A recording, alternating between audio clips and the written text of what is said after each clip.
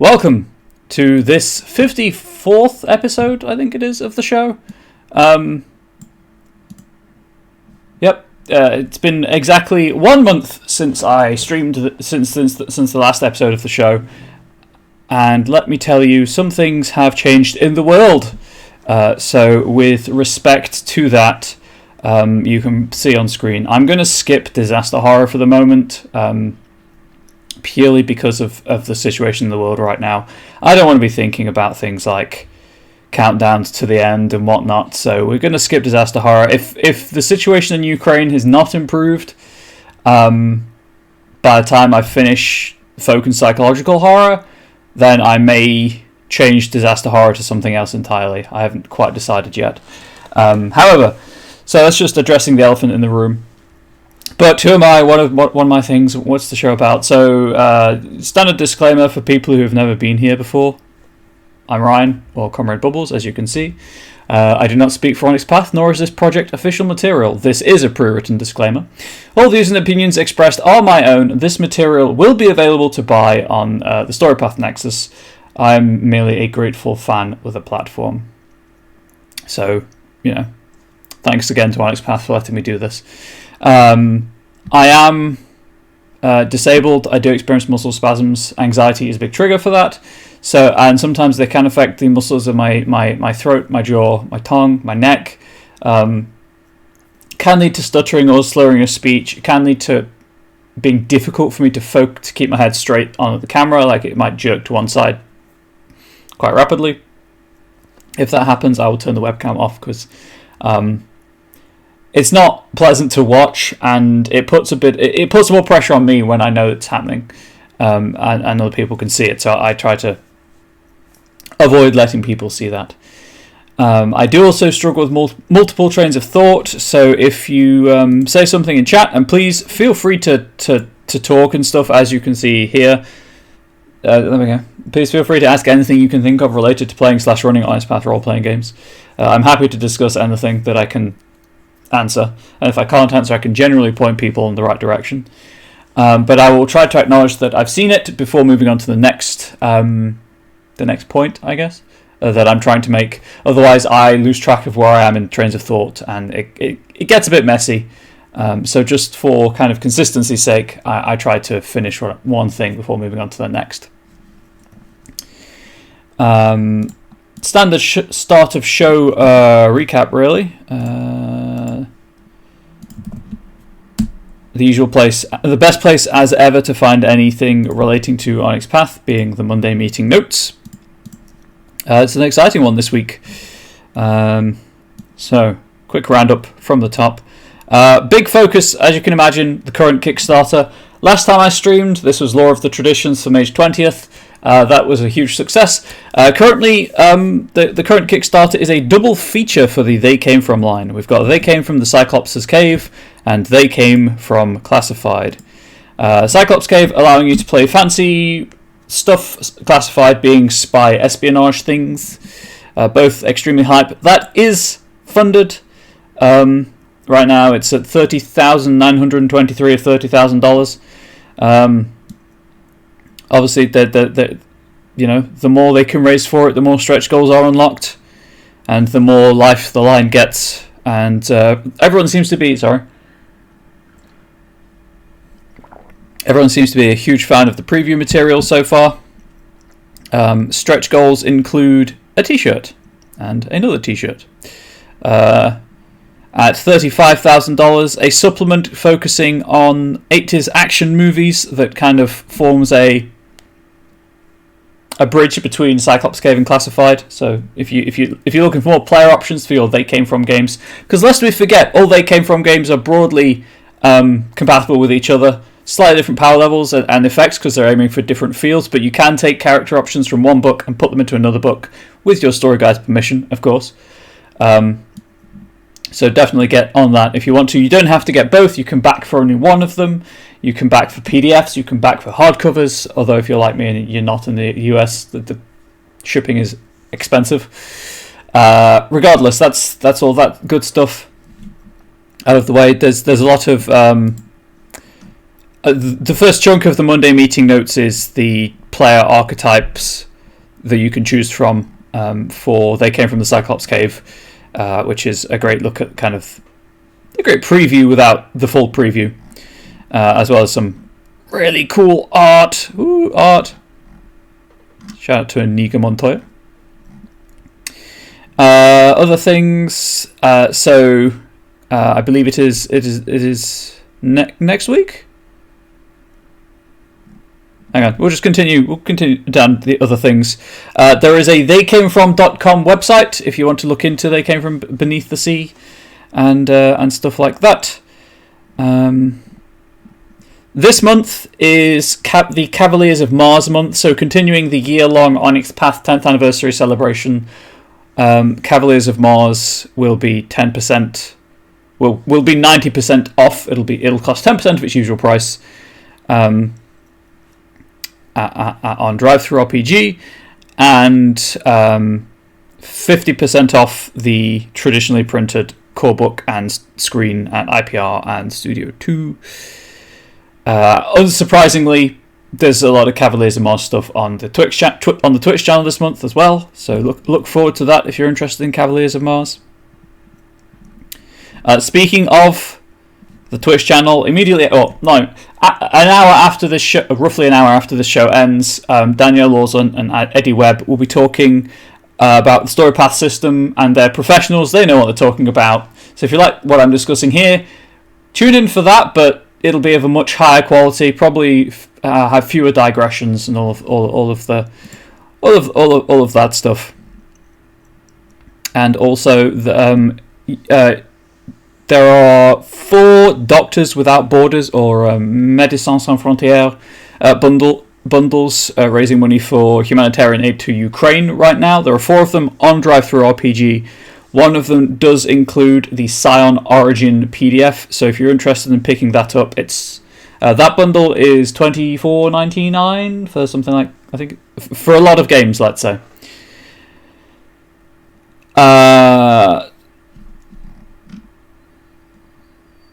Which is exciting.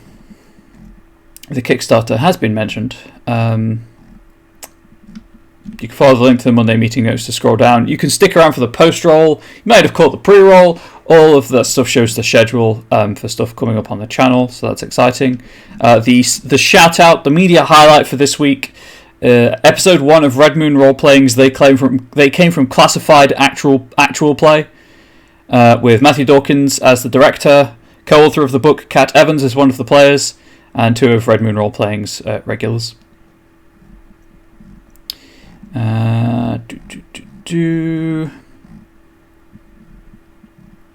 of course, we just go to things that are selling, project updates, and things that are on sale this week. On sale this week, if you like what you hear here, Trinity Continuum, Prometheus Unbound, which is a source book for Trinity Continuum Aeon, which adds extra psi abilities, is available from Wednesday.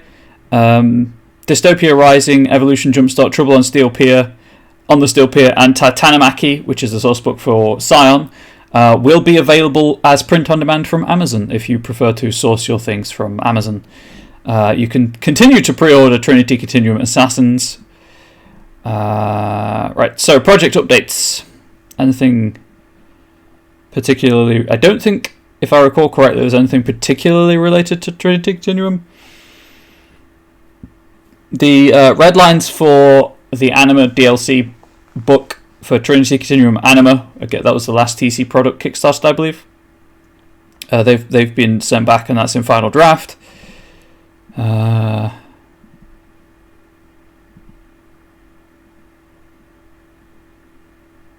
Yeah, that's really it for Trinity Continuum.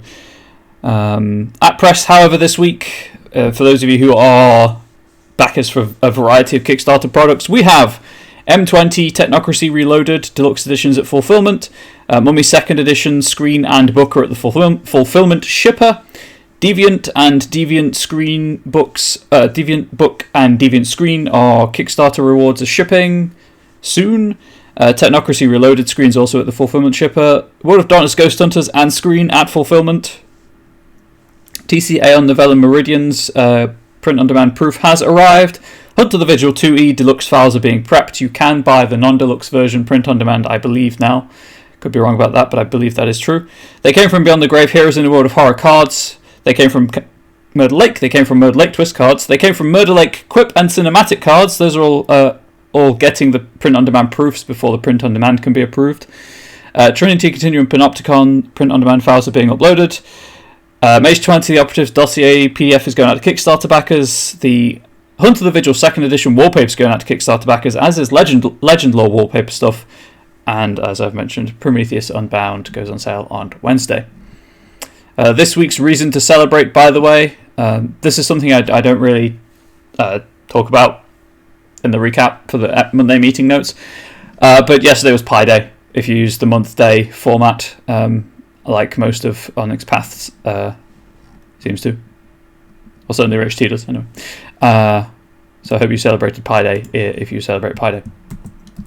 Of course, the Monday meeting notes now only includes a summary of product updates and timelines with things that have changed in the timeline, in the pipeline timeline, whatever you want to call it.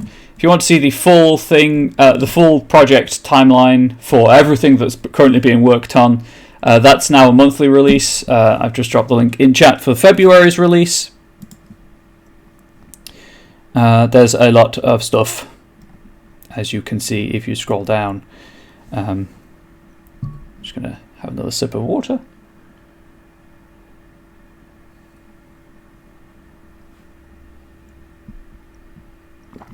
I have sipped my water. We can continue. So that's the Monday meeting notes recap in about 10 minutes, give or take. So the show itself. For those who may be watching this for the first time, I'm going to do this every time, by the way. I do this every time, I should say.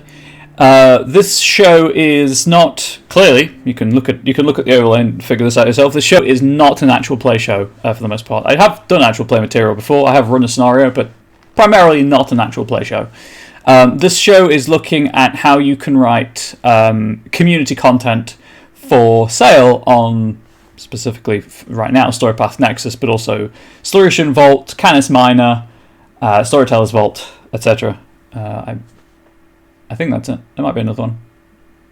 Regardless, the community content platforms available offered by Onyx Path through their community content programs. Again, I've said this before, I'll say it again. This is only how I write material. Everyone has their own differing methods. You can see that I have over here, hang on, I can see the cursor. Over here you can see I've got like an outline to work from through the use of headings, which if you're writing any kind of material, please use headings. It makes it far easier. But you can see this rough outline. I'm not typically someone who benefits from using outlines. I find them very difficult to stick to because if I commit to an outline, like if I spend the time writing an outline, I find that I have to stick. Like my brain is just like, hey, you have to stick to this. You can't diverge. You can't introduce new elements. You have to go with exactly what is in front of you. This is simply I do this because for smaller projects like this show, I can generally stick to the outline. Also, I can edit the outline as needed anyway. I have that power. But I know that some people find outlines really useful, so I try to include that as a way of, hey, this is a tool that many people find helpful. I've never really talked about it before. I know I've talked about how important headings and formatting headings are and formatting is when writing community content material, or official material for that matter if you get hired. But I just wanted to mention the fact that that's a thing, that's why I show this off, that's why I talk about it a fair amount. Never actually specifically talked about outlines, but there we go. With longer projects, as I say, I struggle to keep to them, but this is a 6-point outline. It is what it is. It's not going to be a terribly long document. Hopefully it'll be useful, entertaining, but not overly wordy. But the whole point of the show is to highlight thought processes behind why I do certain things. If you're curious about where my credibility for this kind of thing comes from, I've been running role-playing games for like 10 years now. A lot longer, actually. Good grief. 12 years now. Oof. Shudder. And in that time, as all forever GMs, SGs, etc. do, I've created homebrew material, and some of it I've put out there for the world to use. And by this point, I think I if I'm not an expert in specific game systems, I can generally explain why I'm doing certain things clearly enough that people get the point, even if they would do it slightly differently. And this show is great for having the feedback from chat to ask me why I'm doing certain things, and to make me consider things in a new way, a way that I wouldn't have occurred to me. The danger for any solo creator, beyond the perils of self-editing, is that because you are you, most of us only have one distinct personality, and the Forever GM struggle is real, Angel Wraith. It really is. Most of us only have one distinct personality, which means that we only have one particular way of thinking about certain things. And having that challenged by an external force, in this case, the chat room, really does help to hone writing, particularly. Also, I've mentioned before, and I'll mention again, when you're doing any kind of writing, if you vocalize, if you read aloud what you have written, whether when you're at the editing stage of your work, or if you are still trying to hammer out mechanics, or just trying to get a sentence to read properly, reading it aloud is a useful tool. It helps you to consider it from a different angle. It engages slightly different parts of the brain, which means that you pay attention to different things. So this particular season of the show, as you can see, we are creating Horrors of the Continuum, which is a horror-themed supplement for Trinity Continuum Core. That said, it will be compatible. That's the word I was looking for. Compatible with any other Trinity Continuum game in theory, but the Nexus right now only allows for products to be written for TC Core and TC Aberrant, I believe. So this is more of a generic, non-Aberrant flavored book, looking at. I'll just expand one of these. 2 scene mechanics, 2 skill tricks, 2 edges, and 2 gifts that can be used in your very own games of Trinity Continuum to evoke the horror genre. Trinity Continuum itself is a modern-day kind of action game that suits itself to action, adventure, and espionage. But these are not the be-all and end-all by any stretch of the imagination. They're intended to be jumping off points to inspire your own creations.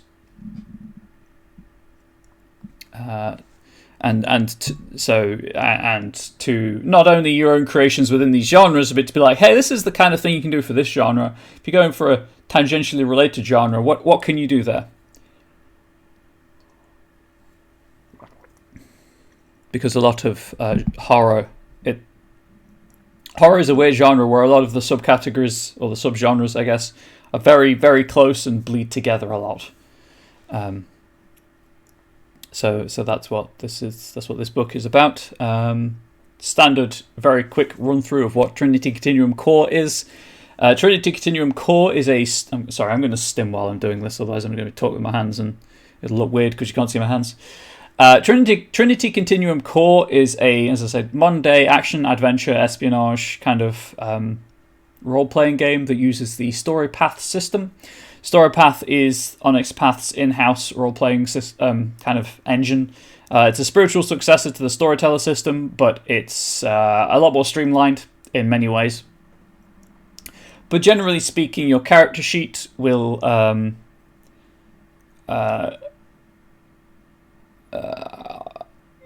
record how skilled your character is in 9 distinct attributes and a whole bunch of skills, usually rated 1 through 5.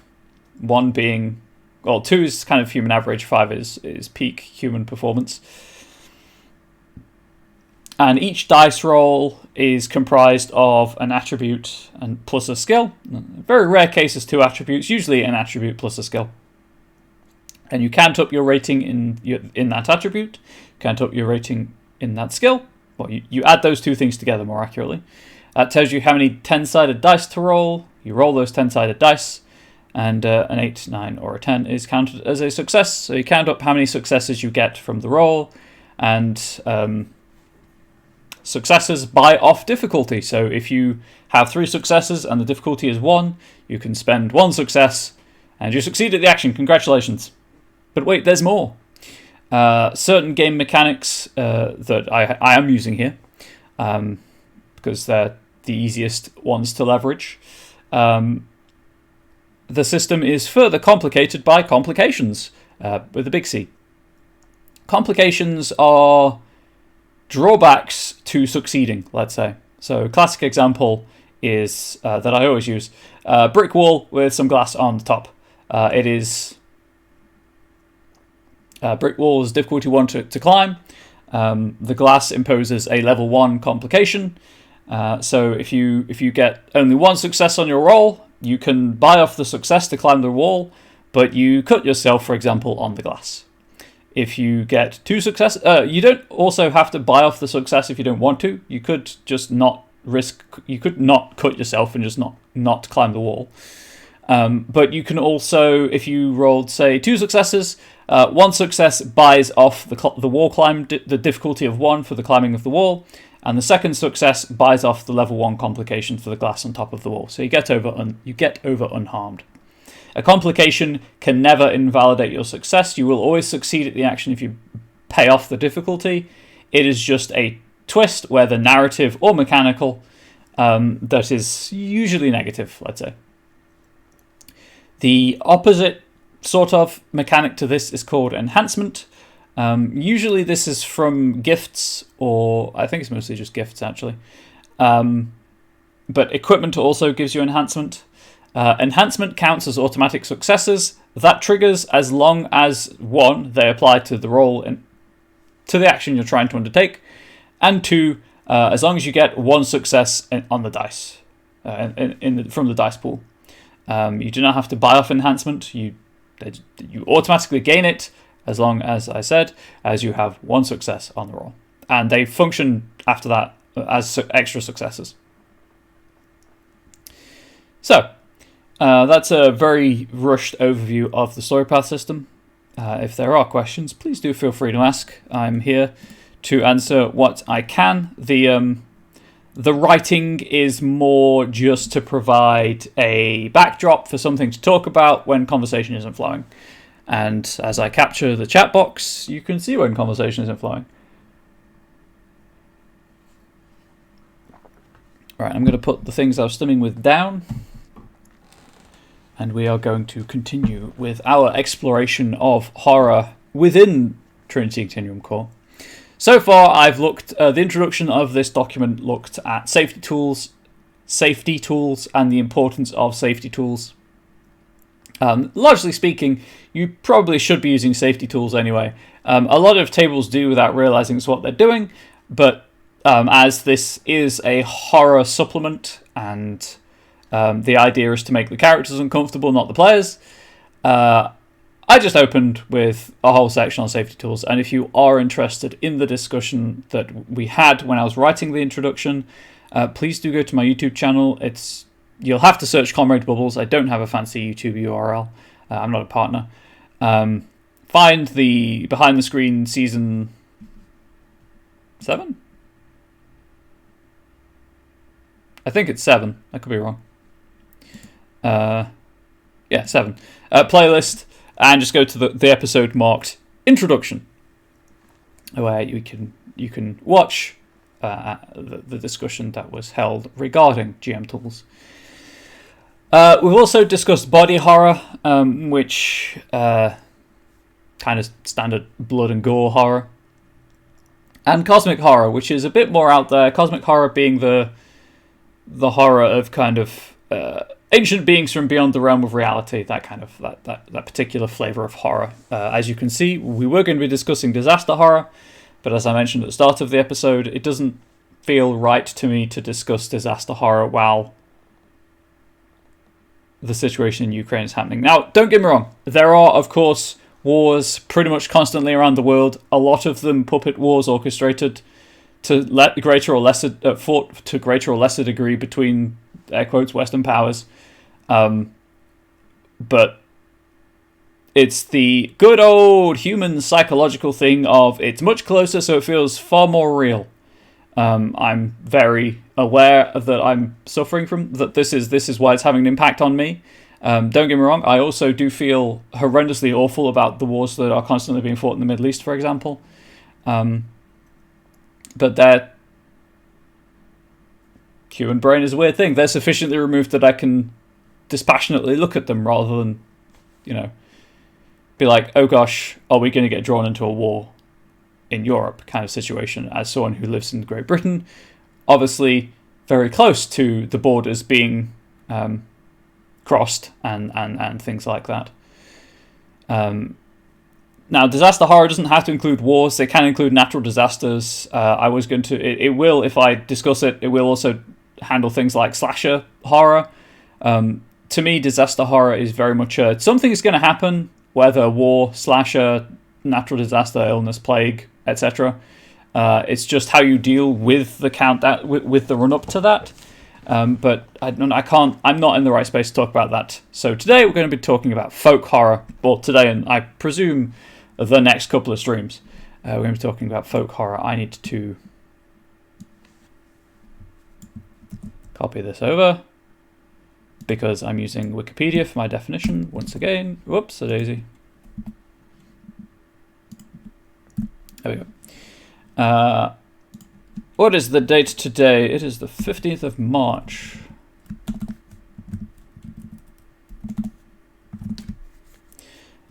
Going to Wikipedia, folk horror.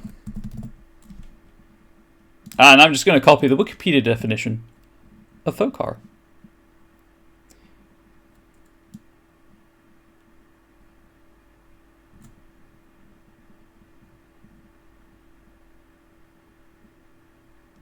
You know what, we'll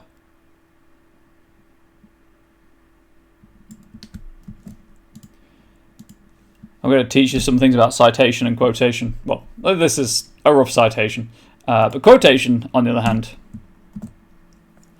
Oh, right, I need to remove hyperlink. And remove that. And then... So, when you are quoting from larger texts, if you are omitting text, but want to keep the quotation, you put ellipses in. Hence why there's ellipses up here in Cosmic Horror.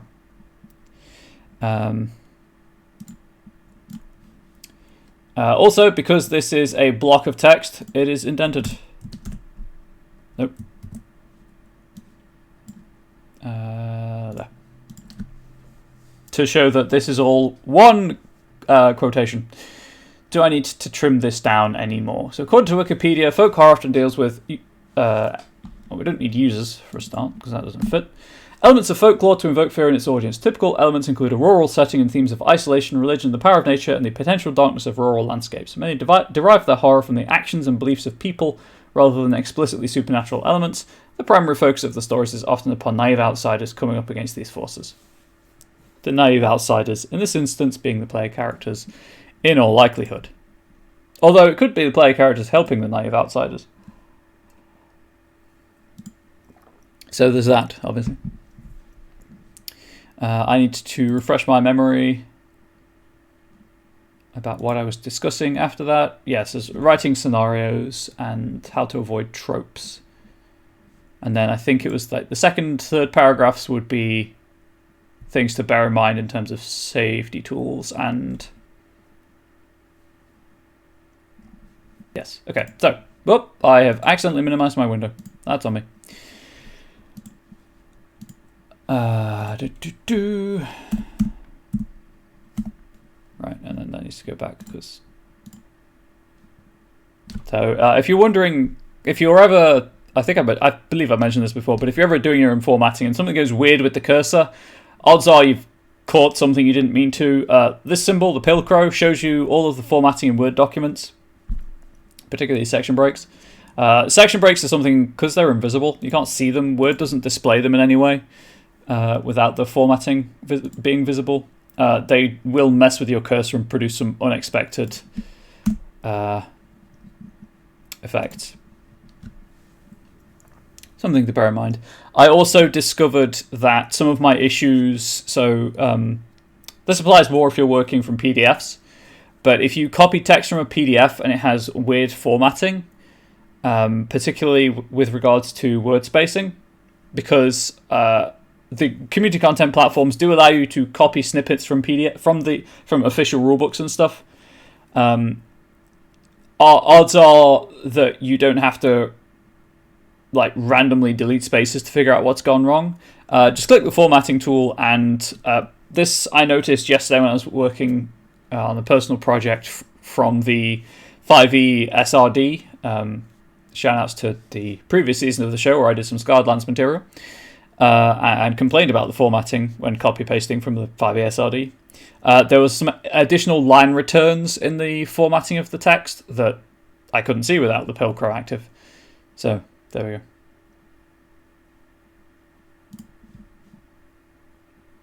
Learn from my mistakes is what I'm trying to say. Okay, so folk horror. When researching and writing folk horror scenarios, it is important to be aware of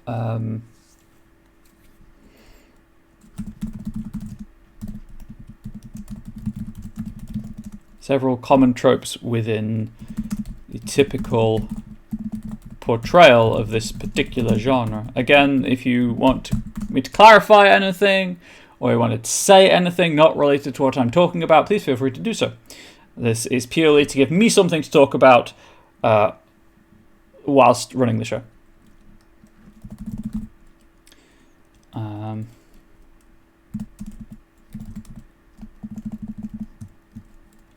It's important to be aware of several common tropes within typical portrayal of this particular genre. Most notably, its relation to... I think it's... Is it... Hang on. I want to put this in correctly. I think it's just Romany. It's not the Romany. I think it's just Romany.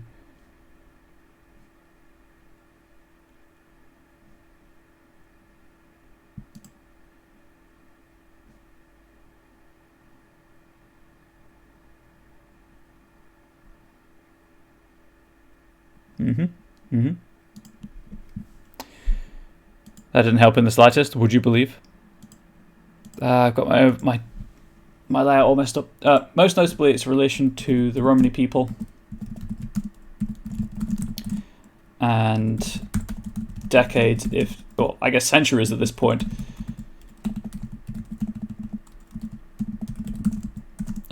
racial stereotyping.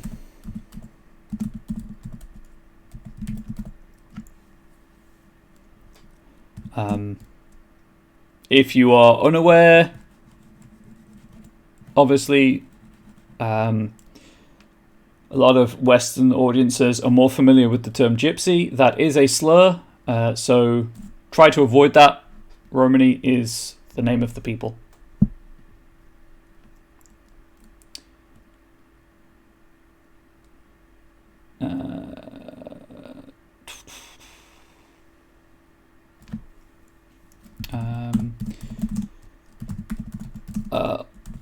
Other harmful tropes that may encounter when researching this genre include let's say incorrect portrayals of spiritual practices, including, I guess, Wicca and I'm just going to put indigenous practices, because that covers not only Native American but also indigenous Australians and other native cultures that Western powers have colonized. That's not how you spell that in the slightest, I guessed. There we go. Oddly, it's a word I don't have cause to spell often, and I should probably work on that. Including Wicca and indigenous cultures. That implies Wicca. Oh, I guess technically, implies Wicca is a culture in and of itself. I don't know enough on the subject to say either way.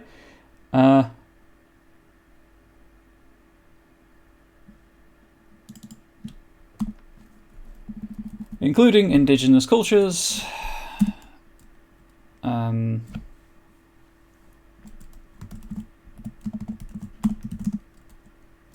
Faiths like Wicca? Maybe? Because not just, witchcraft, I guess, technically is broader than just Wicca. And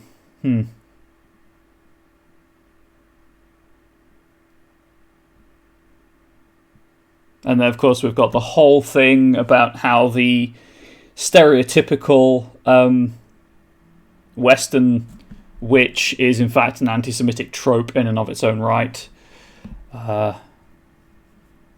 So more things to be wary about, including indigenous cultures and I'm going to put accounts / portrayals.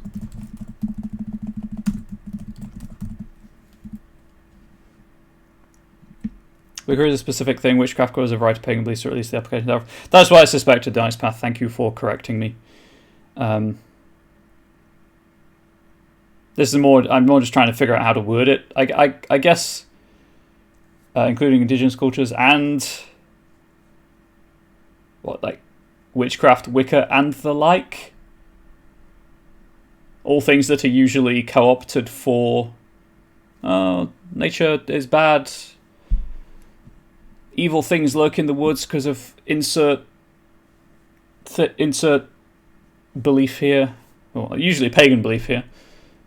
Obviously, it does derive from pagan beliefs a lot of the time, but then there's the whole thing about what does pagan mean, and I'm not having an academic discussion on that topic right now because that is not the purpose of the supplement.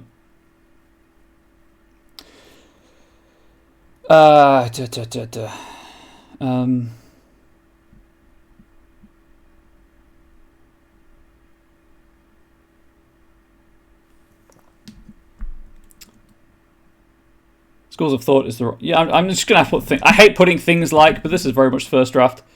No, I can't leave it at that. That's just... No, that's not... That is not my standard. Welcome to the other half of the show, where I spend 5 minutes debating how to use a single word. Woohoo!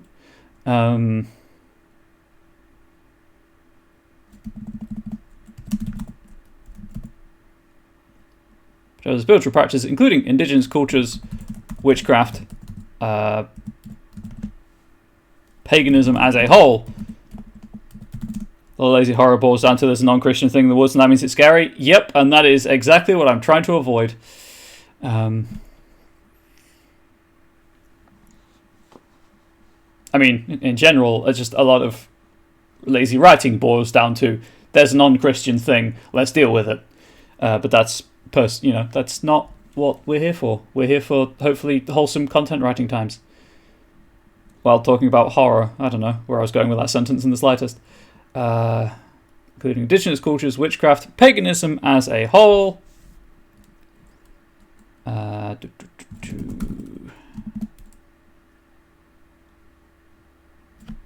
And a variety of nature worshipping schools of thought? I don't know. Does that work? The trouble with being put on the spot, like, for this show is that sometimes I don't word things the way I'm necessarily happy with, but also there's a lot of performance anxiety goes into the show because I don't have anyone to bounce off, as you can... Why am I all blurry? As you can clearly tell. So I don't necessarily have the... much like the webcam then, the acuity to word things in a way that I'm happy with. A lot of it is just trying to get the idea down to refine later, but the trouble there is if I don't get the idea down clearly enough now, I will not necessarily remember what I was trying to do later. Especially as there's 2 weeks between every episode, and then I go back and edit the document. Including indigenous cultures, witchcraft, paganism as a whole, and a variety of nature.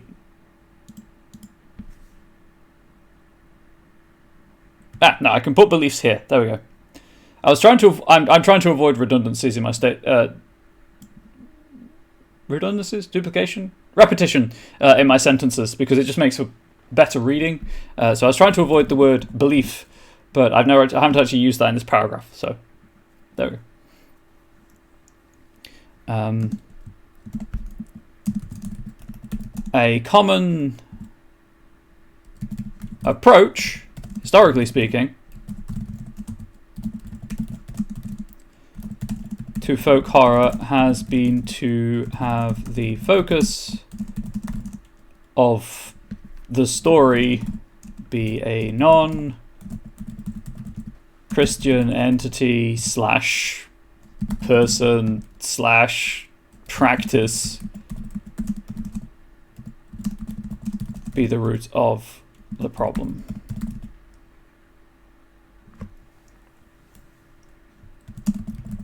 Which is in itself highly problematic. It's not always problematic, but if it's every single time, then it becomes problematic.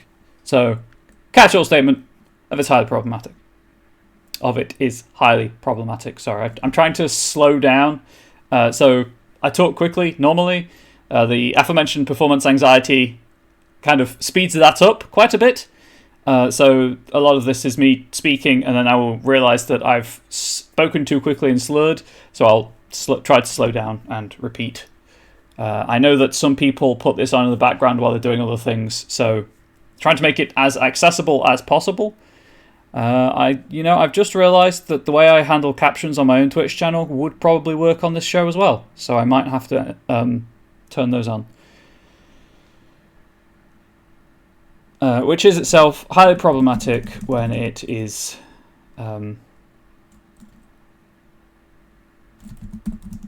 used repeatedly.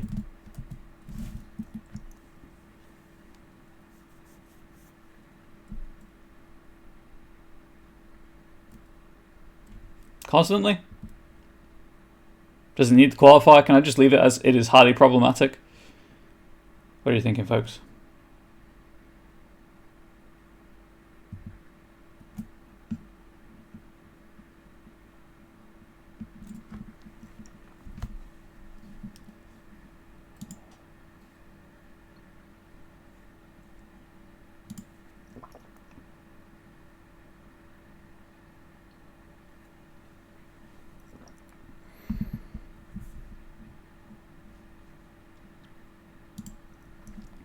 Anyway, I'm going to continue on, and I might revisit that sentence / statement. Folk horror, at its core, is about the fear of the unknown, and typically sees outsiders, usually from an urban background,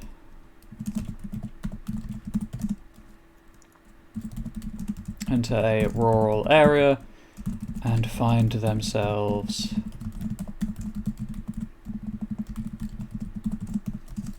surrounded by people whose beliefs and practices are alien.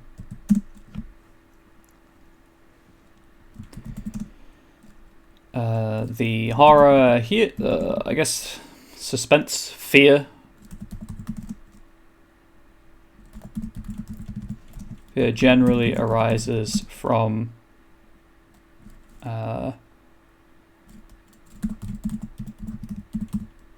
experiences and phenomena that cannot be explained by the outsiders,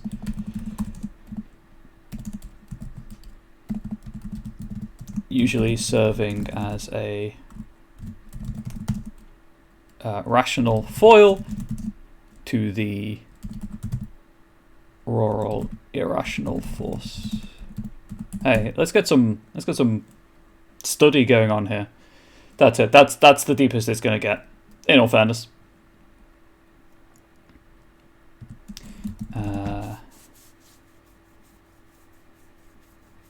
And is often resolved in one of two ways. The outsiders leave, or they deal with the root of the problem.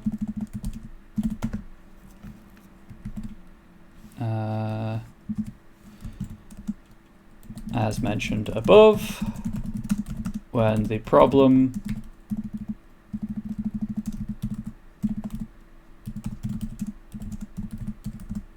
is depicted as being unchristian. Does it have a... No, I didn't think it had a capital when as part of the word. As mentioned before, when the problem is depicted as being unchristian,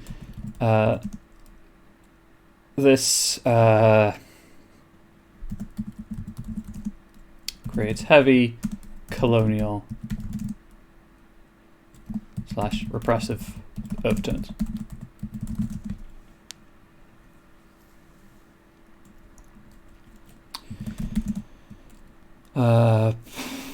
Other areas the horror can arise from are the conflict between I'm going to say humanity, but equally this could be aliens, I suppose. Humanity and nature.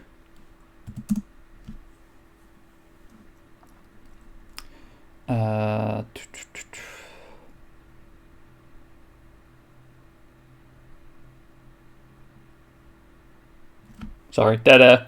Should never have dead air. Other areas the horror can arise from the conflict between humanity and nature. When I talk about isolation, the psychological toll of prolonged isolation. And if you're interested in such things, there is a book, I can never remember the title of it. Hang on, please bear with me 1 second. Is it called The Other Side?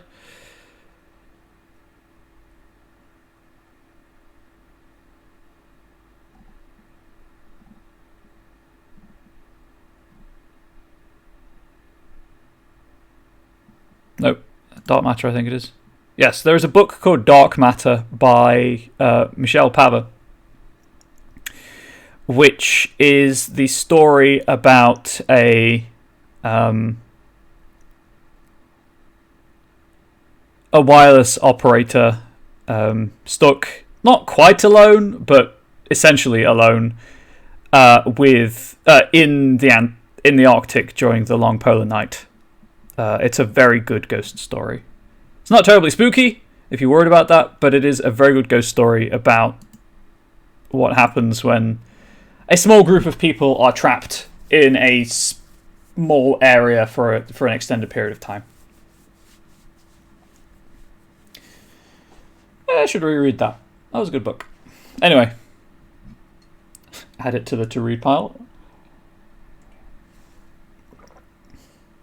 Hey Ari, how you doing? Humanity nature, the psychological toll of prolonged isolation. And the inherent uncertainty of being in a place that is utterly unknown to you.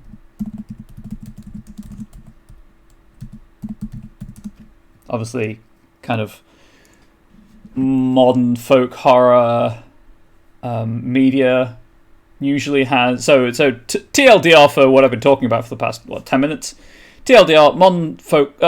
most folk horror usually has a group of citygoers end up in the woods somewhere, stuff happens, and they either run away and nothing is really resolved, or die, which is obviously a resolution, or they defeat nature with technology in most cases. There we go. That's most modern media portrayals of folk horror, actually. I should probably include the thing about everyone dies. The outsiders leave. They all die or become part of the rural community. Or they deal with the root of the problem. As mentioned above, when the problem is depicted as being unchristian, this creates heavy colonial/repressive overtones.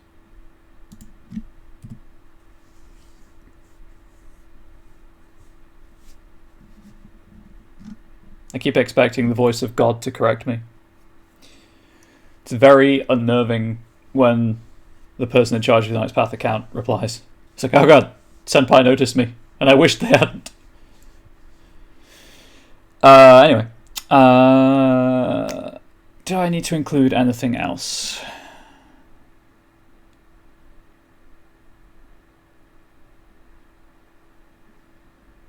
Kind of touched on tropes and things. Oh no! Uwu! Why am I not surprised there's an Uwu command for Nightbot? Does not colour me unsurprised. So I've discussed tropes. I've discussed how the horror is presented. And unlike a certain book from a certain dragon game, discussion of tropes does include tropes to look out for, not simply avoid tropes. Still can't believe that was the official response. In fact, yes, I'll admit, this whole supplement is just purely made out of spite to be like, hey, do better, please. But they won't. They won't. And this is why I'm never going to get to be put onto Trinity Continuum ORG if such a product is ever made. Once you feel like having anxiety, bro, just stop thinking. I'm going to get down off that soapbox before people leave. Yeah, I think I've discussed the harmful tropes and where they occur, like where to look out for them, and also where the horror comes from. I don't really need to do this as far as I'm aware.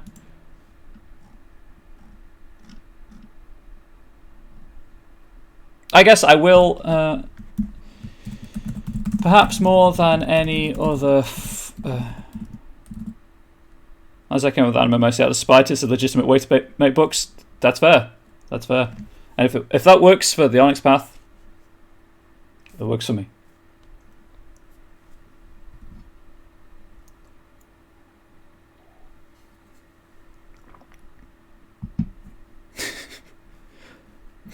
We'll look back on this discussion in 10 years' time and we're like, so what precipitated the end of late-stage capitalism? Was it poverty? No. Was it illness? No. Was it creatives being creative out of spite? Absolutely, that is what dealt the final blow.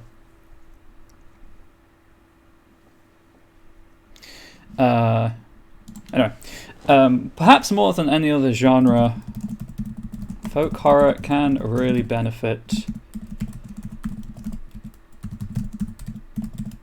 from visual stimuli. As ever, please do check with your players.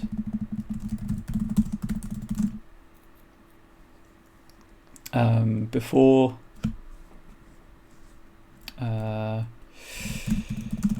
showing them any images that may be disturbing. I was going somewhere with this sentence, I promise.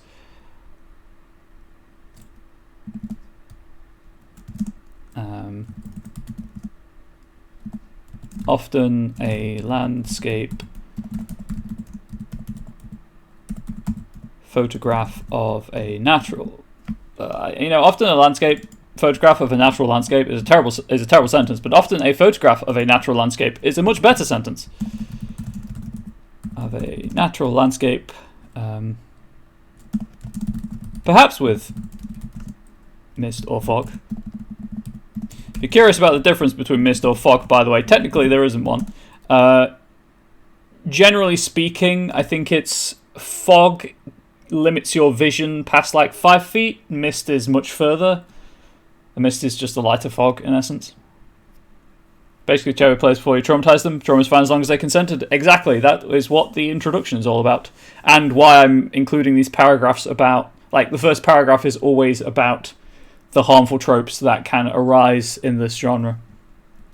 Gotta have your players informed. Can go a long way to creating the right atmosphere, especially when barely seen. That should be hyphenated. Barely seen figures can be made out between tree trunks or behind rocks. Something to note also, I guess something to note is that urban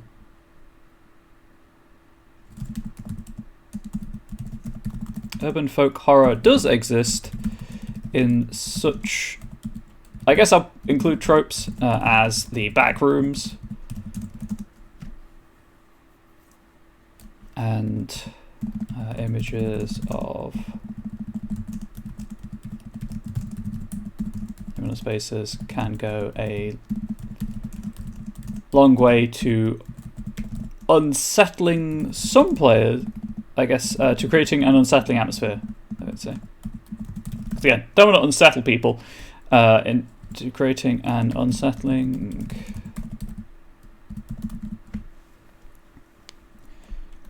atmosphere without depicting anything horrific. If you are interested, so I guess as I've mentioned it, if you're unaware of what the backrooms is, the idea of the backrooms being that occasionally people kind of clip through an invisible wall and end up in the backrooms of reality. There's a I can't remember off the top of my head. I can't remember the name of the channel that has some really cool, like, it's just an hour of backroom content. It's kind of like found footage material, made by a 16-year-old, which is incredible. But that's all dealing with liminal spaces and the exploration thereof. If you're on Twitter and you are interested in liminal spaces, there is a liminal spaces bot. I think it's at bot liminal space or something, that just regularly tweets liminal space pictures. And yeah, at space liminal bot, with space liminal and bot capitalized. They're amazing pictures. They're very, for me, calming. But yeah, equally, I could see why they would unsettle people. So if you're into games about backrooms too, interesting stuff. It is. I did look at some. You know, we're moving away from that. That's discussion of my own channel. That's not what we're here for. We're here for Onyx Path material.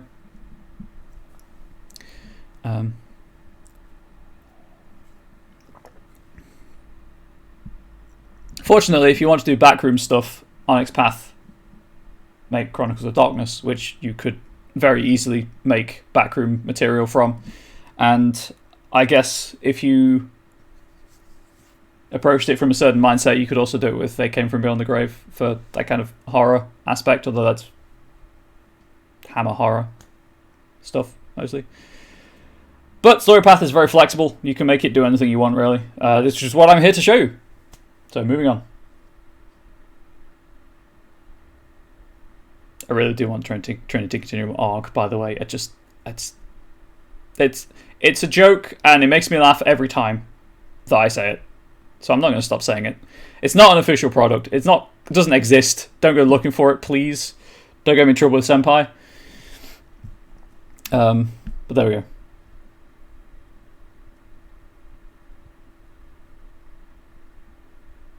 I guess I should point out, I think I mentioned this, it was last episode or the episode before. If you are thinking of writing for the Story Path Nexus, particularly for Trinity Continuum, you can't include the first letter of your supplement cannot be an A or an AE diphthong, because those are reserved for official products, which is totally fine. You know, they're the ones setting the rules. We abide by them. Let's go to scene mechanics now.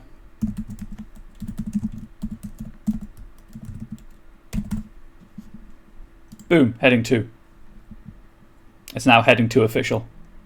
We've moved on from the introduction. We're on the mechanics.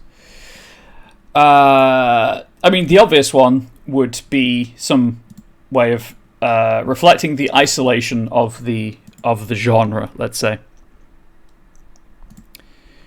I have an idea in mind. I just want to look how to word it. So please do bear with me.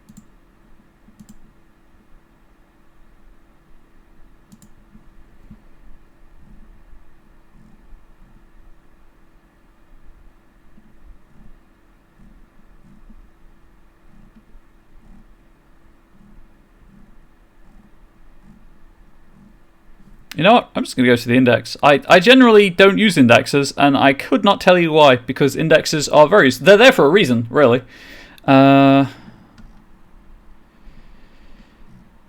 Mostly just I'm an idiot, I suspect, is the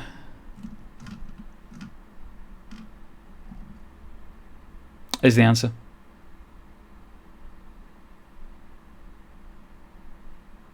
Oh, and hey, it's not an index anyway. Never mind.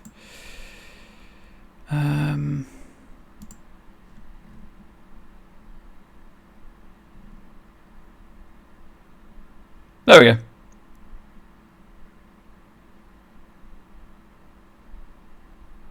Nope. Alright, that's complex actions, that's why.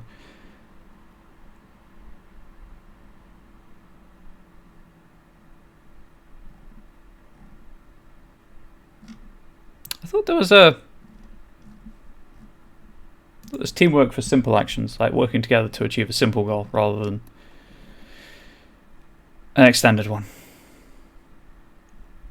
Perhaps I was wrong. It does happen. I'm not an expert. I play a lot of games. I know a lot of rule sets.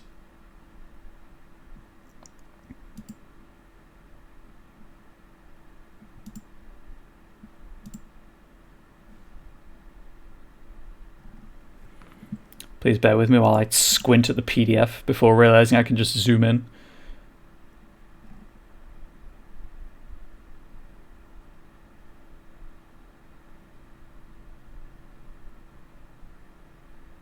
Now, I want to say it's enhancement for teamwork, but I could be wrong. That's how it handles it in Scion, I believe.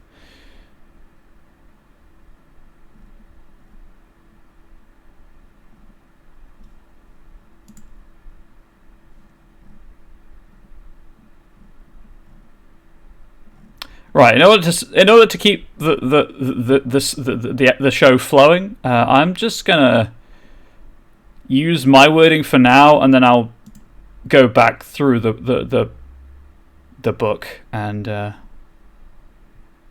try to figure out if there is an official wording for it already extant. So let's be heading 3. No, stop it. Let's go with...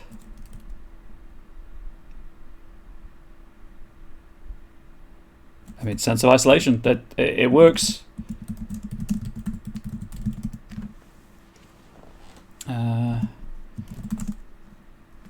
For the duration of the scene...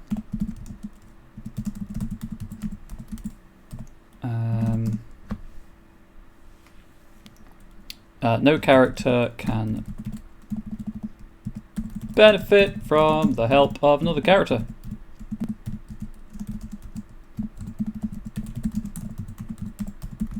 As a pervading sense of distrust clouds their mind and leaves each character isolated from all of the others. Each isolated, nope, missed a word there.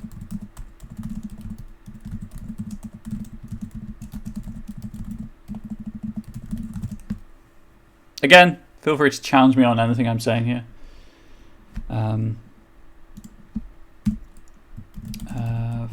For added effect, the SG, the story guide, may consider having the following mechanics apply only to characters who would... Sorry about the webcam shaking slightly, by the way. It's perched on top of a monitor, which is itself on top of a shelf, which is itself on top of another shelf. It's all safe. It's not going to fall over, but it makes it a bit wobbly sometimes. That's a technical term, wobbly. Who would be deemed outsiders in the scene. / community, maybe? I don't know.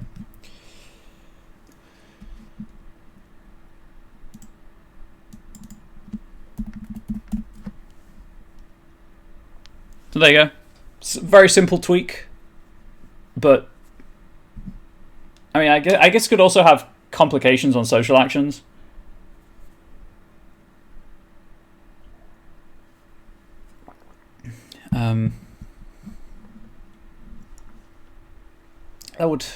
Let's do that.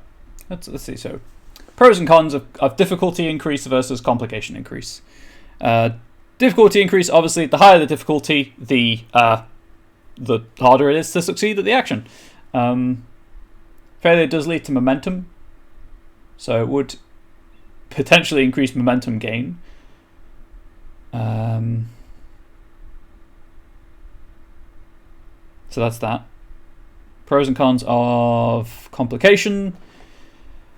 Well, the most immediate one is what would the complication look like? How would it be reflected in fiction? I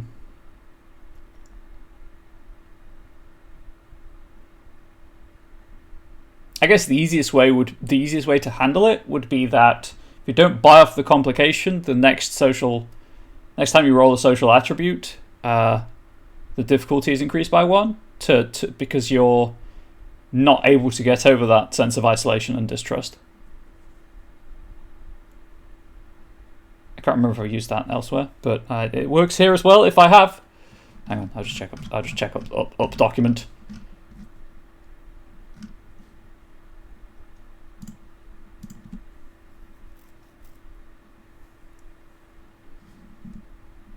It's not there.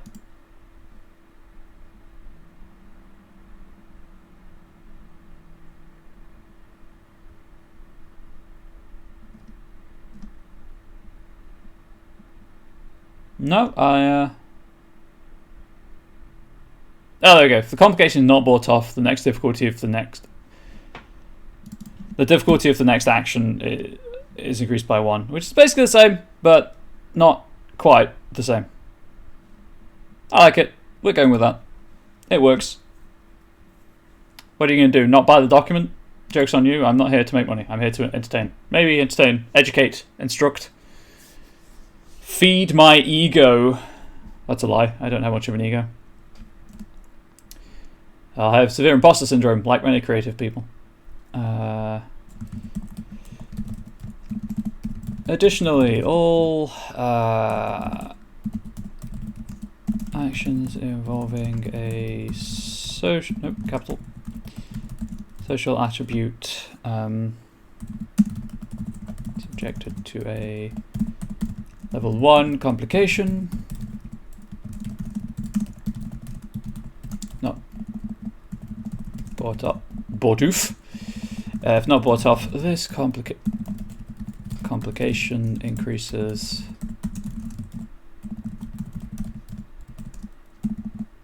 Difficulty of the next action that character performs that involves a social attribute.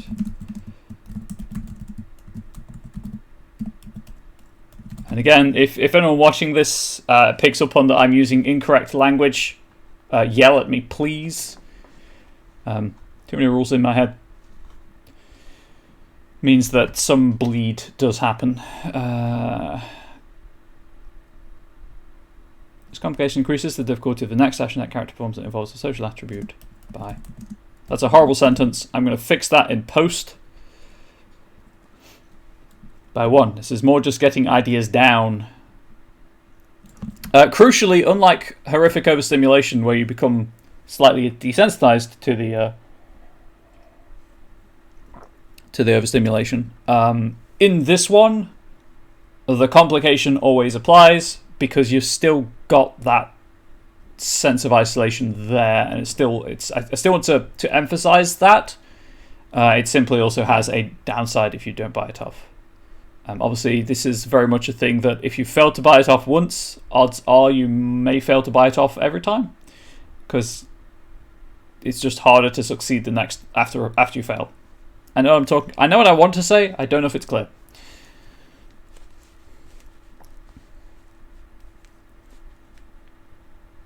Sorry, my headphones were slightly uncomfortable. Okay, second scene mechanic. So we've got the isolation aspect down. That's done.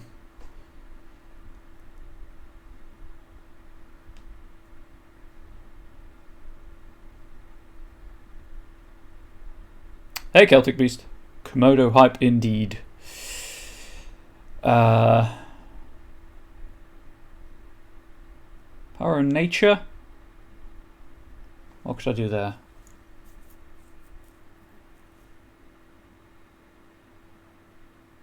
Well, actually, power of nature. So, thought. Because this is for Trinity Continuum core specifically, as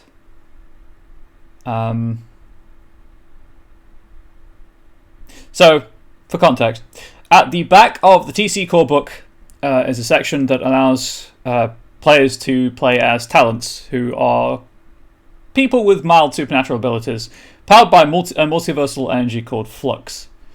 That's the TLDR. Buy the book, read it. It's a great book. It's a great rule set with some really evocative ideas. If we're looking at the power of nature and how that can have an active role to play in these stories, as it often does in folk horror. Oh god, Meat Boy. How about the first time you spend flux in a scene, you have to spend an additional flux? Or it's harder to get flux back? I don't want to do both, because then you'll end up flux starved. Which, as a so fun fact, every time I talk about talents and flux, I guess inspiration technically is what is the word I'm looking for. No, I don't know. Yes, inspiration. I don't know. I don't know. Flux is the energy that gives you inspiration. Right, there we go. Problem solved. I just think of Promethean the Created, which is possibly my favourite Chronicles of Darkness game line. And I'm like, you don't want to encounter flux in that. So, inspiration. There we go. Get my terminology right. Inspiration. So what would make more sense? To power of nature. Harder to spend inspiration, harder to get inspiration back. Let's check the rules. Let's see if anything there makes more sense. I've mentioned inspiration a couple of times. Regaining inspiration. During a scene break, as a consolation, when you are exposed to flux, which is why I get inspiration and flux crossed all the time, because they are interlinked, and during a rest.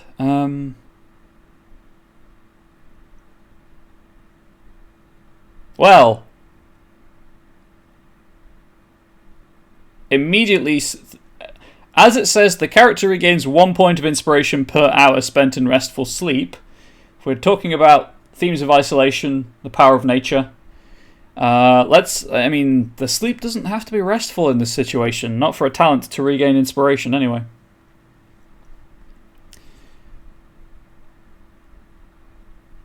And nature itself could feasibly serve as a stabilizing influence to override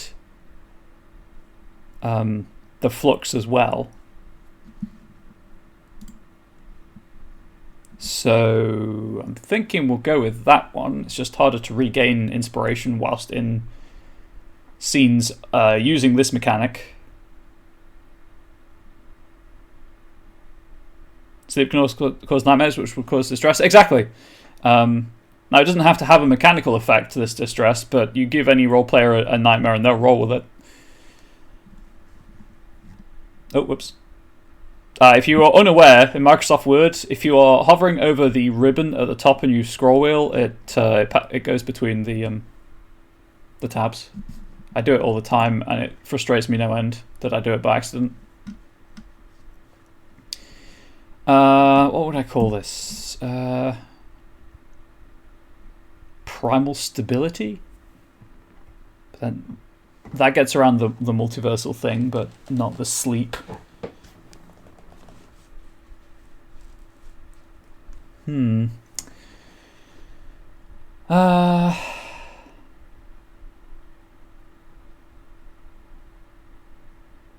Bastion of ancient power. Again, it's kind of... I can think of names that cover one of the two effects I want here, but not the other one.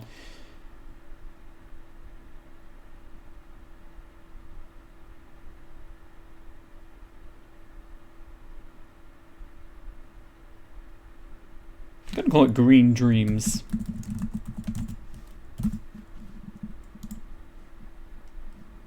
Oops, there we go. Get the correct heading. It helps. Characters in a location this mechanic is active in are plagued by dreams of being hunted.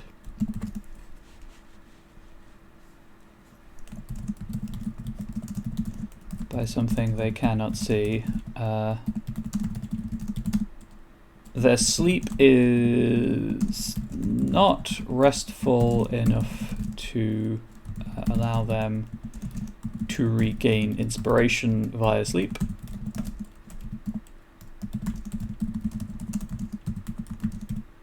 And the area itself is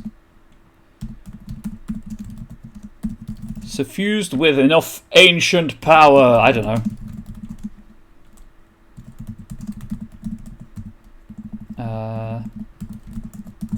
That sources of flux rarely appear here. Rarely appear within it.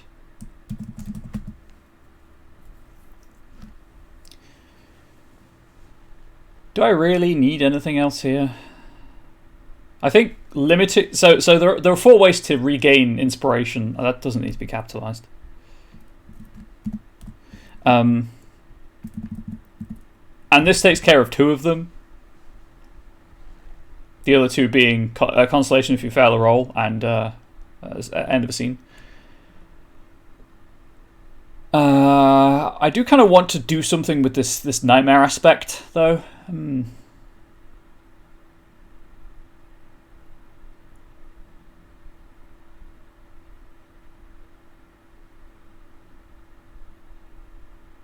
So I'm thinking enhancement on rolls to detect danger, but then complication on rolls to do something else.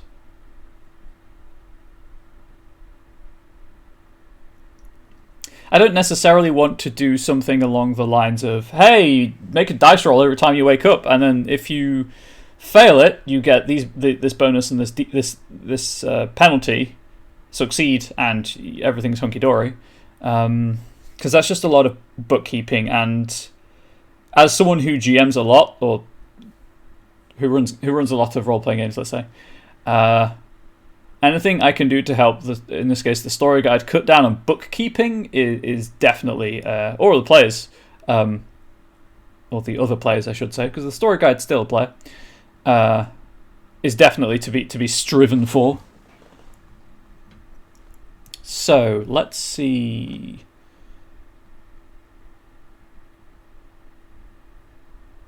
Hang on, please bear with me.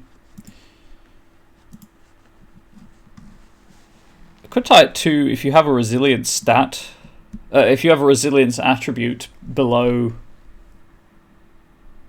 I guess if you have, yeah, I think it might work. If you have resilience attribute below that 1 or 2, because let's figure this out. So you have 9 attributes split into physical, social, mental. Mental, physical, social, technically in the order on the character sheet, and then those are divided into approaches of force, finesse, and resilience. So brute force, being more delicate about it, and then just taking the hits, essentially. So resolve of 1 or 2, would that work with this proposed idea? Yes, because you can't mentally keep yourself focused on what you're trying to do because of the nightmare plaguing you. Stamina, again, I'm going to say yes, because if you have low stamina, or average or low stamina, you'll just wake up tired, and if you're tired, it's hard to focus on things. Composure, again, you can't keep yourself calm enough, visibly or not, to function properly, so the effect happens. Now, the issue here is I just feel like it's maybe punishing people who lowball resilience attributes, so to speak.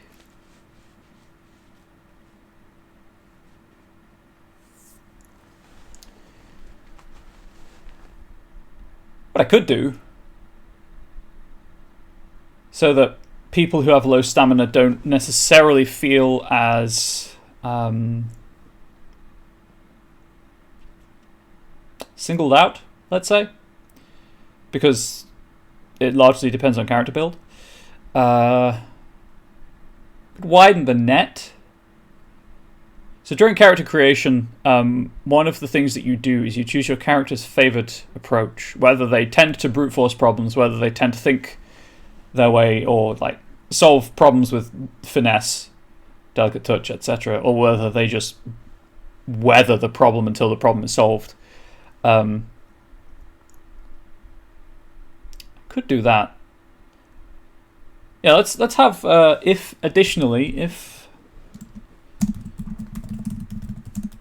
if a character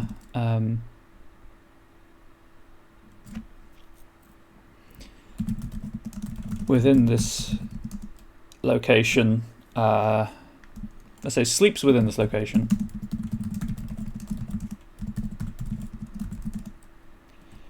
and I'm using British English because I am British. But if you were, strictly speaking, if I wanted to make this completely, like, this is as an official looking a product as I possibly can, I'd be using American English. But that's just a lot of effort to go to for me. Obviously, like, for collaborative projects that I've done a couple of those now, I will attempt to, if I'm told which dialect of English to write in, I will use that dialect.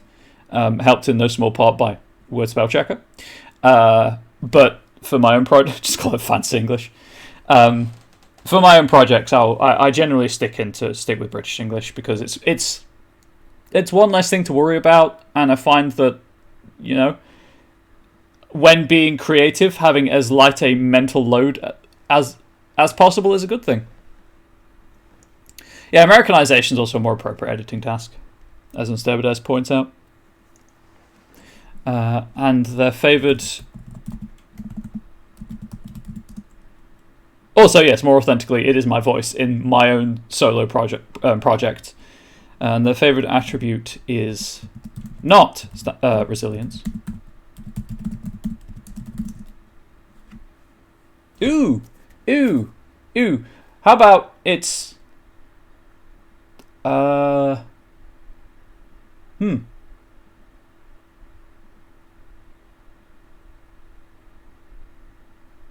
Yes. Can you hear those extra U's? I don't know, can you? Let's do it. They gain access...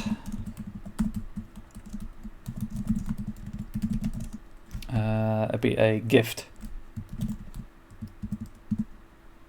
And then we do a little indent so that it is distinctly separate. And we call this gift Hunted.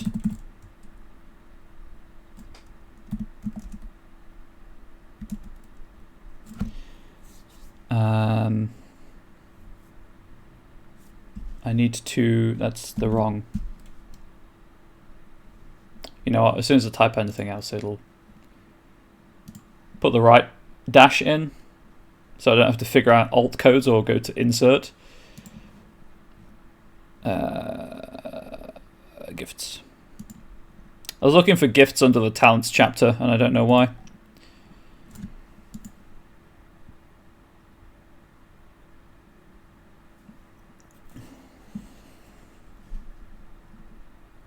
Because something I haven't particularly played with so far in this document is facet stuff.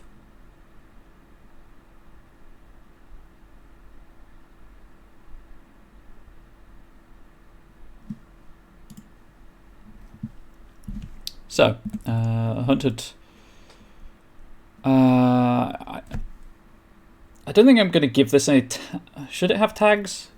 Does it need tags? Now I need to think about whether it needs tags or not. What have I done?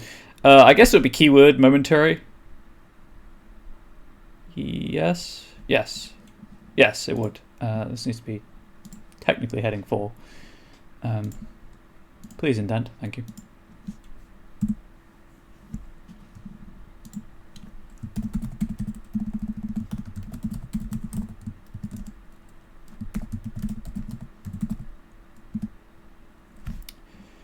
I think it's key almost. I'm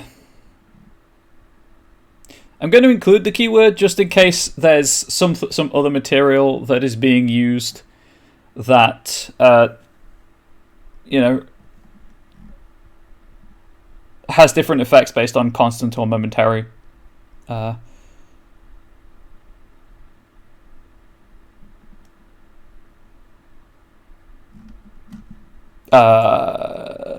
Keywords. Okay, so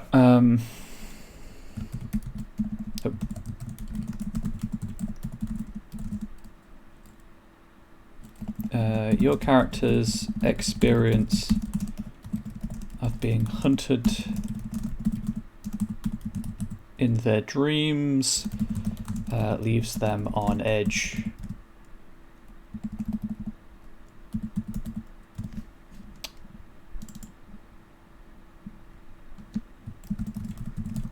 Rewrite this. And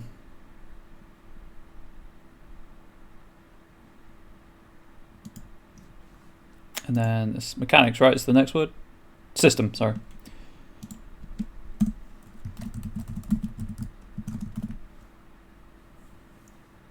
Okay.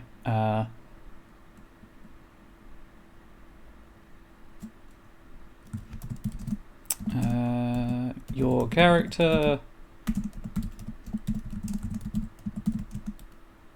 A level of enhancement to their initiative rolls. That's not how you spell initiative. There's an I missing there. equal to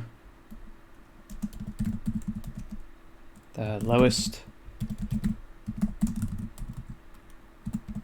resilience attribute. I'm tying it into resilience. I know it seems a bit weird, but I'm tying it into resilience to be... so it's not like, hey, you're being punished for having lower resilience than another character. And also just ties the whole thing in together. It's not going to be terribly complex because it is an optional mechanic for a location or scene. And this also obviously might change in editing.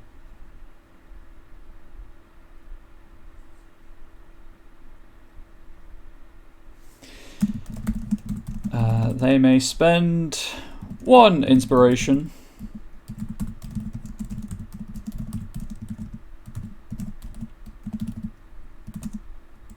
to add that enhancement to next integrity plus cunning roll. Hang on. Before I finish typing this sentence out, there is an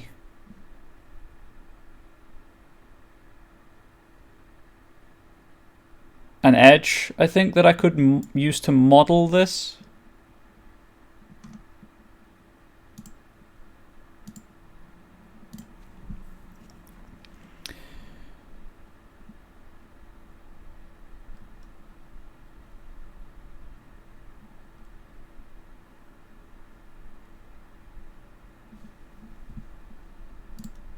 Let me spend 1 inspiration to make a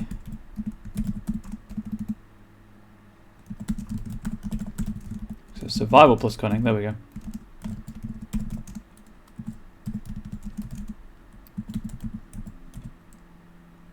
To detect immediate directly harmful threats. So let's 1 dot edge called danger sense.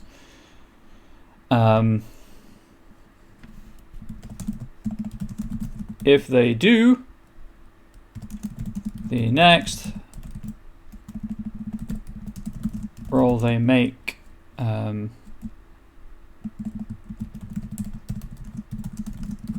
difficulty of the next roll they make is increased.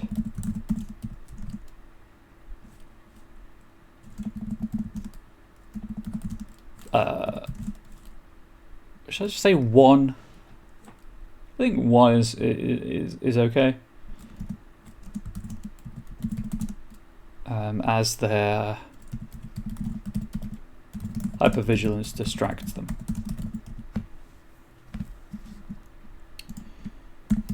Put a semicolon there because it's a linked sentence. And I just like using semicolons. I'll be honest, you can pry the semicolons from my cold dead hands. They're mine. All mine.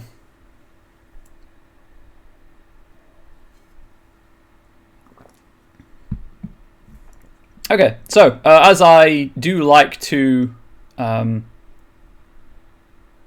finish this show at a decent end point, not halfway through a thought process or halfway through a section, I think I'm going to end here. So quick recap of the stream, and then I'll go through the Monday Meeting Note stuff, and then the outro.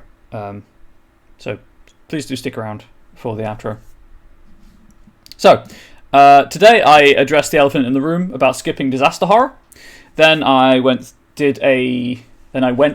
and defined folk horror with the help of Wikipedia, as well as discussing the harmful tropes that you may encounter when researching or writing folk horror scenarios for your Trinity Continuum core games. Looked at more of a breakdown of where the horror specifically comes from within the genre, or most commonly comes from, I should say, and then a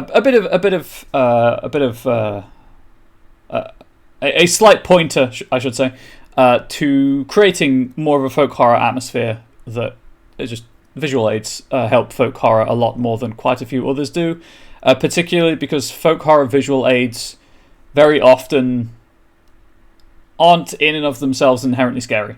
So you're not going to ideally trigger people or make your players uncomfortable. Looked at 2 scene mechanics, sense of isolation, about how to isolate your player characters, from each other. And then we just wrapped up with the Green Dreams as a way of reflecting the power of nature within the genre, and how that can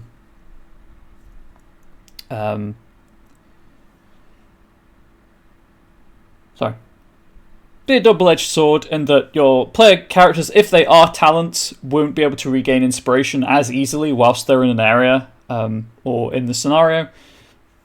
But they also gain access to the Hunted Gift if they are if their favoured attribute is not resilience. Favoured approach, I should say. That's on me.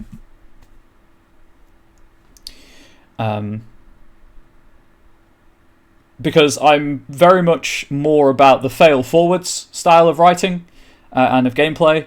And if I do, usually speaking, of course, if I do think of a mechanic or something that will negatively impact characters or remove options from them, I do like to replace those options so that there's still choice to be made. The players still have can still have a meaningful impact on the game, although it's not the one that perhaps they expected. And just to recap, I chose favoured attribute not being resilience, because to me that suggests that the character is just less able to cope with the effect of the Green Dreams within the area. And then if your favoured attribute is resilience, well, you don't get the benefits, you don't get access to that gift, but equally you don't have to spend inspiration to do the reflexive survival cunning roll, and you probably have more health or are better positioned to cope with the lack of inspiration by just being hardier physically, socially, or mentally. So next time, theoretically in 2 weeks' time, on the 29th of March, we will continue with folk horror. We'll look at skill tricks, maybe get into edges as well, but we'll have to see. Hopefully I haven't annoyed Senpai too much during the stream. Hopefully that they've enjoyed. Hopefully they think this show brings value to the channel still. There we go, that's what I'm trying to say. But, as I mentioned, swifter recap of the Monday meeting notes. If you missed the start of the stream and all the links, here they are. Here is the Monday meeting notes. The Monday meeting notes are the weekly blog posts from Onyx Path. They summarise the Monday meeting. It's kind of in the name. Main thing right now is that They Came From the Cyclops Cave and They Came From Classified double feature Kickstarter, which I have to say slowly, otherwise I am... Sorry, I've got a scar and it keeps twinging. Otherwise I slur it horrendously. Currently live on Kickstarter. It is funded, but obviously any additional funds raised make the product even better. I got paid earlier from a project, or from Twitch actually, so I plan on backing that as this very evening when I am able to. But the MMN presents a snippet, a preview of the They Came From the Cyclops' Cave player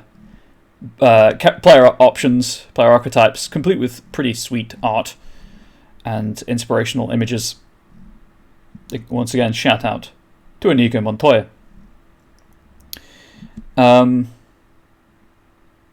then next week the focus will be on Classified. It's a double feature, so it makes sense to swap. Other things to note, the They Came From line has its own website, theycamefrom.com, if you're interested in it and have yet to jump on board. As part of the continuing 10th anniversary celebrations... Sorry, I should really pull this window up here so I can appear to be looking at the camera while I'm reading it. As part of the 10th anniversary celebrations, this month's product featuring a 90% discount. So yes, you pay 10% of the usual price. Will be Cavaliers of Mars. I assume that will be going live tomorrow. These things usually happen on Wednesdays. Nope. Now, in fact. Live now, in fact. $2 for the core rulebook. As well as 50% off the traditionally printed core books from IPR and Studio 2. The Twitch schedule, as you can well imagine, is full of stuff promoting both the Kickstarter and Cavaliers of Mars. Sorry. Going back to Discord. Going back to Drive-Thru RPG momentarily. Scion Origin is in one of the 4 Doctors Without Borders in Ukraine bundles, raising money for presumably MSF in Ukraine. To pick that up, if you want it, it's $24.99 is the one Scion's in. I can't speak for the other 3. The Kickstarter I mentioned. The schedule is available on the Monday meeting notes, or you can just stick around for the post roll. I let the schedule roll the post roll a couple of times through, just so people can see it all the way through. But it's a stacked week, let's say. The media highlight of the week, unsurprisingly, being an actual play for They Came From Classified, with Matthew Dawkins as the director and one of the book's co-authors, Kat Evans, as a player. Scion's on Roll20 and Foundry now, so that's exciting. Prometheus Unbound for TC Aeon comes out on Wednesday. If you're more into Amazon, Dystopia Rising Evolution's Jumpstart, Trouble on the Steel Pier, and Titanomachy for Scion, both are available from Amazon's print on demand. You can still pre-order Trinity Continuum Assassins, and that's usually where I end it for these recaps, because I did the whole project recap at the start, but it's on there. And if you want all of the projects and where they are in the development timeline, that's available on a monthly basis now. There is February's monthly roundup. If you like watching the projects that you are interested in creep ever closer to completion, hint, I might be one of those people. If you have missed any of the show and you would like to see the bits that you've missed, these do go up. I'll shill for this channel first. If you are a subscriber to the channel, you can watch it as soon as the show finishes. It's available as video on demand. If you're not a subscriber to the channel, it will take a week, I believe, for the episodes to be available. 7 days for the episode to be available for you to watch. If you don't know, or you've forgotten, you can link an Amazon account to a Twitch account, because Amazon owns Twitch, to have a Prime Gaming account that gives you 1 free subscription every month. It doesn't auto-renew. You can use it on any channel on Twitch, and it gives you all of the same benefits as a Tier 1 subscription, and it gives the channel all of the same benefits as a Tier 1 subscription, just, functionally, air quotes, free. So you can use that to gain access to the video on demand. And don't worry, it's not just my show you get access to with that subscription for that week's exclusivity. You get access to all of the shows on the channel, as far as I'm aware. After that week, however, roughly, so next Tuesday, I will upload this stream to my personal YouTube channel. You'll have to search for it, Comrade Bubbles, but all of the past episodes of the show, all, I think, 3 seasons, maybe? I can't remember at this point. I think it's 3. Are available for your viewing pleasure on my YouTube channel. I can be found on Twitch as well. I don't tend to stream TTRPG stuff because I just don't have the hardware set up to do it consistently. But I'm Comrade Bubbles on Twitch. You've probably noticed from when I'm posting links in chat, in all fairness. I'm also Comrade Bubbles on Twitter, and Comrade Bubbles on the Onyx Path Discord server. So you can find me in a couple of places. If you have any questions you want to discuss, or any points you want to raise, any feedback you want to provide, because feedback is always gratefully appreciated, whether from Onyx Path sources or the community. Sorry. I like to believe that the show can continue to evolve and improve. I think is that usual stuff. I've done Monday meeting notes, where I can be found. Subscribe. Mention the Discord server. Obviously, there is Onyx Path has a YouTube channel as well, where a lot of the videos, including the news and like things like that, go up. If you are interested in that side of the business. I think that's everything. So, if you have enjoyed the show, in just over an hour and 10 minutes ish, Danielle Lawson and Eddie Webb will be talking more about the story path system and how you can hack it to get the experience you want from it. And they're, let's just say, professionals. They know more about what they're saying than I do. This is largely just nearly 2 hours of me making stuff up, which I guess is what most people do when they talk, but with less of a basis than they will have, let's say.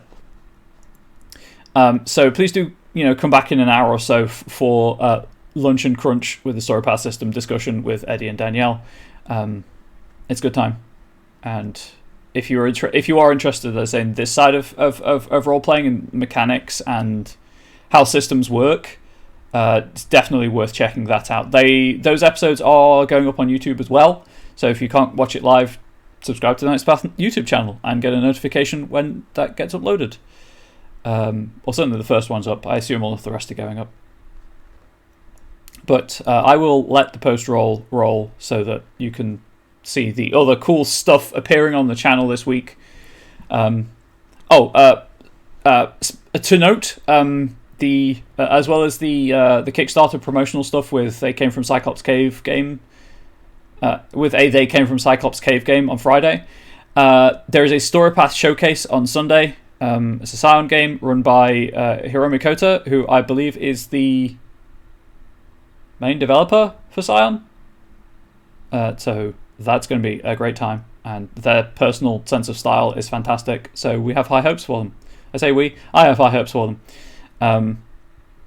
So if you are interested in how the story path system works, Scion has a slightly different implementation of it, and that it's less free with enhancement, but you are playing as gods or the children of God, so it makes up for it in other ways. Please do check it out. Scion was definitely how I cut my teeth on story path, let's say. Anyway, I think that's everything. I don't think I put my foot in it. Hopefully Onyx Path let me back in 2 weeks' time. So hopefully I see you all in 2 weeks' time. But my traditional send-off is as follows, really. Pet your pets. Please tell them they're good pets. I like all pets. And from me to and your loved ones, please do stay safe. Please do stay healthy. Please do stay wholesome. Usually I would salute here, like 2 finger salute, but this is actually a sign in BSL, I think. It might be ASL as well, so I'll just wave. But goodbye, everyone. Thank you for being here. Thank you for listening. Thank you for the kind words. Thank you for the thank you, Onyx Path. And I'll see you all hopefully in 2 weeks' time. Please stick around for the post roll to see what else is on the channel, and have a good rest of day where you are. Also, side note before I sign off fully, Onyx Path stole an hour of my life because time zones changed and I'm never getting it back. I will be live on my own channel in about an hour and a half if you want to continue any discussion points raised here. Playing a horror game. But I'll see you next time. Travis is just capitalizing on the stolen hour. Goodbye, everyone.